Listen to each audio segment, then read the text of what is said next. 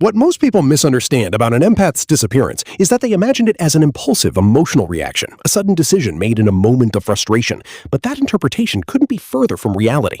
What looks sudden on the outside is in truth the final stage of a very long internal process, because empaths don't break when the problem begins, they break when they've already endured far more than they were ever designed to carry. An empath's threshold for emotional discomfort is unusually high, not because they are stronger in the conventional sense, but because they are wired to understand, to rationalize, and to absorb. When tension appears in a relationship, they don't immediately resist it. They lean into it. They ask questions. They analyze. They attempt to decode behavior rather than reject it. Where most people would draw a boundary, the empath extends empathy. And that extension, repeated over time, becomes a pattern. This is where the real danger begins, not in the external situation, but in the internal justification. Because the empath can always find a reason to stay. They tell themselves the other person is struggling, misunderstood, wounded, stressed, and in many cases, those assessments are accurate. But accuracy doesn't make the dynamic healthy, it simply makes it easier to tolerate. So instead of reacting early, the empath adapts. They minimize their own needs, they downplay discomfort, they silence instincts that would otherwise signal this is too much. And every time they do this, they move the line a little further. What once felt unacceptable slowly becomes normal. What once would have triggered distance now gets explained away over time. This creates a kind of emotional debt.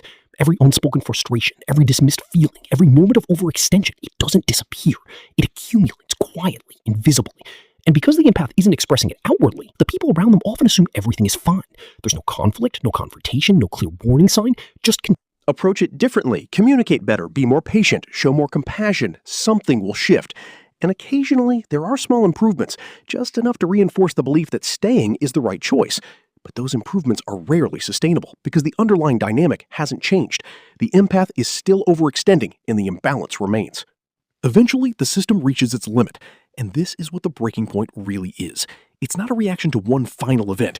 It's the moment when the empath can no longer reconcile the gap between what they're giving and what they're receiving. It's when the internal cost becomes undeniable. Not dramatic, not explosive, just clear. There's a quiet realization that happens here. Something along the lines of, I can't keep doing this. Not because they don't care, but because caring has come at too high a price. What's important to understand is that this realization doesn't come with anger. It comes with clarity. The empath isn't suddenly overwhelmed. They've been overwhelmed for a long time. The difference now is that they stop denying it. And once that happens, everything changes. The energy they once used to maintain the relationship begins to withdraw. Not intentionally, not as a tactic, but naturally, the same way the body pulls back from something that causes pain. Conversations become shorter, emotional investment decreases, the instinct to fix, to help, to engage starts to fade. To the outside world, this shift is almost imperceptible at first, but internally it's decisive. Because when an empath reaches this point, they're no longer negotiating with the situation. They're no longer trying to make it work at any cost. They're observing it clearly, without distortion. Clarity for an empath is often the beginning of the end. The breaking point then isn't where they fall apart, it's where they finally stop abandoning themselves. And once someone reaches that level of internal honesty, there's only one direction left to go. Because the moment an empath fully recognizes the weight they've been carrying is the moment they begin to put it down, and they rarely pick it up again. If the first phase is about endurance, this next phase is about awareness, and awareness is far more disruptive than pain. Because pain can be explained away, pain can be rationalized, minimized, or even normalized. But once awareness sets in, the entire structure holding that dynamic together begins to collapse. For an empath, this awakening doesn't arrive all at once. It's not a dramatic epiphany or a sudden emotional explosion. It's quieter than that, more precise. It often begins with a subtle contradiction, something that doesn't quite add up. A pattern that repeats a few too many times, a moment where words and actions no longer align in a way that can be easily justified. At first, they try to resolve it the same way they always have, through understanding. They look deeper, they give the benefit of the doubt, they consider context, history, stress, past wounds, and again, their interpretations are often accurate. But this time, something is different. The explanations no longer bring relief, they only bring clarity. And clarity in this context is uncomfortable, because what the empath starts to see is not just the other person's behavior, but their own role in sustaining it. Not as a cause, but as a constant. They begin to recognize that their patience has been interpreted as permission. Their forgiveness has been mistaken for tolerance. Their consistency has allowed inconsistency to continue unchecked.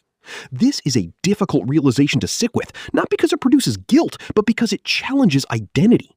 The empath has always seen themselves as someone who helps, who heals, who understands. But now they're faced with the possibility that these same traits, when applied without boundaries, have made them vulnerable to being undervalued. And that realization reframes everything. Moments that once felt confusing start to make sense. The imbalance becomes visible. The one-sided effort, the emotional labor, the lack of reciprocity, it's no longer abstract. It's concrete, measurable, and most importantly, undeniable. What's happening here is a cognitive shift. The empath is moving from emotional reasoning to structural analysis. Instead of asking, why are they acting this way, they begin to Asking, what is this pattern costing me? That shift in questioning is critical because it redirects focus from the other person's internal world to their own lived experience. And once that shift occurs, the empath begins to reclaim something they've been gradually losing: perspective. They start to see that intention and impact are not the same, that someone can have reasons for their behavior, but those reasons don't erase the effect it has. They begin to understand that empathy doesn't require self-sacrifice, that compassion without boundaries isn't virtue, it's exposure. This is where illusions break down. The belief that love means enduring anything begins to dissolve. The idea that staying is always the stronger choice starts to weaken. And perhaps most importantly, the assumption that their role is to fix or carry others no longer feels accurate. It feels misplaced. Now, this doesn't turn the empath cold. It doesn't strip away their ability to care. What it does is refine it. It introduces discernment. They begin to differentiate between someone who is struggling and someone who is comfortable with them struggling. And that distinction changes how they engage entirely. Because once an empath sees that their energy is being consumed without being valued, they begin to realize that they are not being seen or heard. Continuing to give, it starts to feel less like kindness and more like neglect, self-neglect. At this stage, you'll often notice a quiet recalibration. The empath becomes more observant, so when they move forward, they do so with a different kind of intention. They're not looking for intensity, they're looking for stability. Not for constant emotional exchange, but for mutual respect. Not for someone to fix or be fixed by, but for someone who can meet them without requiring adjustment at the cost of authenticity. And if that kind of connection isn't available, they're comfortable remaining on their own path. Because solitude for them no longer feels like loss, it feels like alignment. That's the part many people don't anticipate.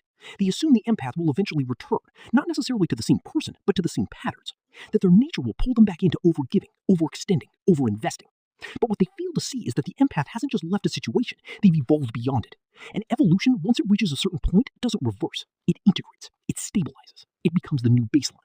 So the empath you knew before, the one who tolerated, who absorbed, who stayed beyond reason, that version no longer exists in the same way.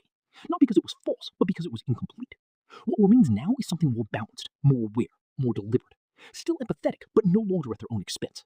And if there's one thing to take from all of this, it's this. Empathy is not meant to be a sacrifice. It's meant to be a strength. But what